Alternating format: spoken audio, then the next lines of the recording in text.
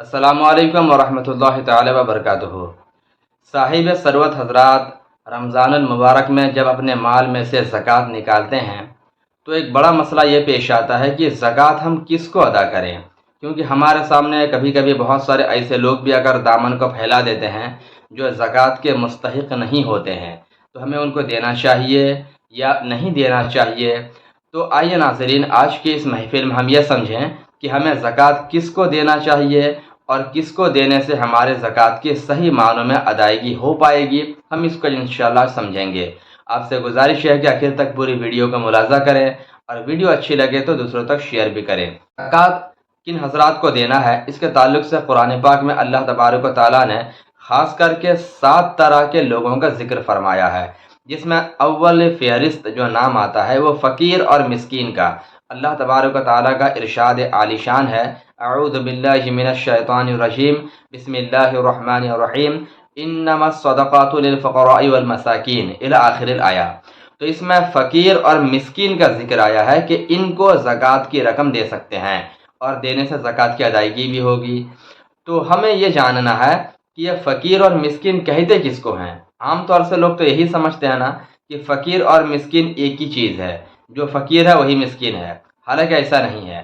میں آپ کو بتاؤں، شریعت کی زبان میں مسکین اس شخص کو کہا جاتا ہے کہ جس کے پاس دوپہر کا کھانا ہے تو شام کا نہیں، شام کا ہے تو صبح کا نہیں، رہنے کو گھر بھی نہیں ہے، کچھ بھی نہیں ہے، ایسے انسان کو شریعت کی اصطلاح میں مسکین کہا جاتا ہے۔ اور ایک ہوتا ہے فقیر۔ فقیر اس کو کہتے ہیں کہ جس کے پاس کھانے پینے کا تھوڑا بہت سامان بھی ہوتا ہے، تھوڑا بہت پیسہ بھی ہوتا ہے، لیکن اتنا نہیں ہوتا ہے کہ جس کے ذریعے سے وہ مالک نصاب بن جائے، اتنا نہیں ہوتا ہے۔ ایسے شخص کو شرع کی زبان میں فقیر کہا جاتا ہے۔ تو قرآن یہ کہتا ہے کہ زکوٰۃ کی رقم فقیر کو دیں یا پھر مسکین کو دیں، تو ان دونوں کیٹیگری کے لوگوں کو ہم زکوٰۃ دے سکتے ہیں اور ان کو دینے سے زکوٰۃ کی ادائیگی بھی ہوگی۔ تو اس سے پتہ چلا کہ جو شخص مالک نصاب ہے تو فقیر و مسکین کے کیٹیگری میں نہیں آئے گا، اور جب وہ فقیر اور مسکین ہے ہی نہیں تو اس کو دینے سے زکوٰۃ کی ادائیگی بھی نہیں ہوگی۔ بہت سارے لوگ بلا وجہ پیسہ رکھتے ہوئے، بینک بیلنس رکھتے ہوئے، تھوڑا بہت سونا چاندی بھی رکھتے ہیں، اس کے باوجود بھی اپنے عادت کے پیش نظر آ کر مانگنا شروع کر دیتے ہیں۔ تو اگر آپ کو معلوم ہے کہ یہ سامنے والا مالک نصاب ہے، یہ زکوٰۃ کا مستحق نہیں ہوگا، پھر بھی اگر آپ نے اس کو دیا تو اس صورت میں آپ کی زکوٰۃ کی ادائیگی نہیں ہوگی۔ تو اس لیے ہمیشہ زکوٰۃ جب دینا ہو تو دیکھیں کہ ہم زکوٰۃ کس کو دے رہے ہیں۔ تو اگر سامنے والا مالک نصاب نہیں ہے اب اس کو دے سکتے ہیں، اور اگر ہے تو اس کو زکوٰۃ دینا بالکل بھی جائز نہیں ہے۔